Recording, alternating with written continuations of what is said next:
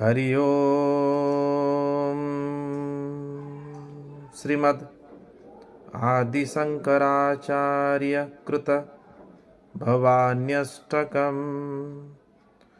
न तातो न माता न बन्धुर्न दाता न पुत्रो न पुत्री भृत्यो न भर्त्र्या न जाया न विद्या न वृत्तिममैव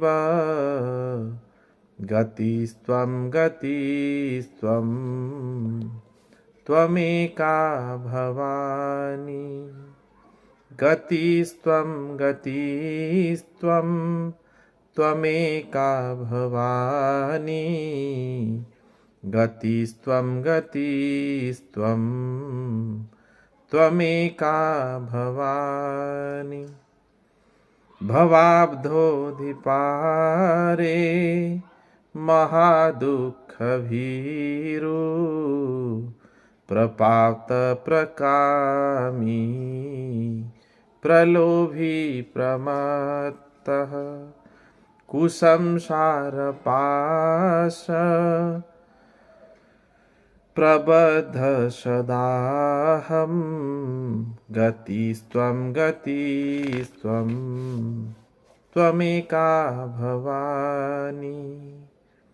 न जानामि दानं न च ध्यानयोगं न जानामि तन्त्रं न च स्तोत्रमन्त्रं न जानामि पूजां न च न्यासयोगं।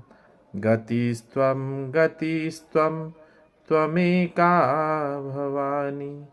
न जानामि पुण्यं न जानामि तीर्थं न जानामि मुक्तिं लयं वा कदाचित् न जानामि भक्तिं व्रतं वापि मातः। गतिस्त्वं गतिस्त्वं त्वमेका भवानि। कुकर्मी कुसंगी कुबुद्धि कुदासः कुलाचारलिन्नः कुलाचारलिन्नः कदाचारलिन्नः कुदृष्टि कुवाक्य प्रबद्धः सदाहं। गतिस्त्वं गतिस्त्वं त्वमेका भवानि। प्रजेशं रमेशं महेशं सुरेशं दिनेशं निशीथे स्वरं वा कदाचित् न जानामि चान्यत् सदाहं शरण्ये। गतिस्त्वं गतिस्त्वं त्वमेका भवानि। विवादे विषादे प्रमादे प्रवासे जड़ी चानड़े पर्वते शत्रुमध्ये अरण्ये शरण्ये सदा मां प्रपाहि। गतिस्त्वं गतिस्त्वं त्वमेका भवानि।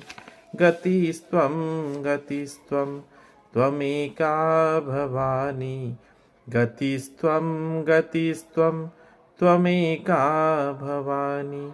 अनाथो दरिद्रो जरारोगयुक्तः महाक्षीणदीनः सदा जाड्यवक्त्रः विपत्तौ प्रविष्टः प्रणष्टः सदाहं। गतिस्त्वं गतिस्त्वं त्वमेका भवानि। गतिस्त्वं गतिस्त्वं त्वमेका भवानि। गतिस्त्वं गतिस्त्वं त्वमेका भवानि। इति श्रीमद् शंकराचार्य विरचित भवान्यष्टकं सम्पूर्णम्। ओम श्रीदेव्यार्पणमस्तु। हरिः ओम तत्सत्। हरिः ओम तत्सत्। हरिः ओम तत्सत्। ओम।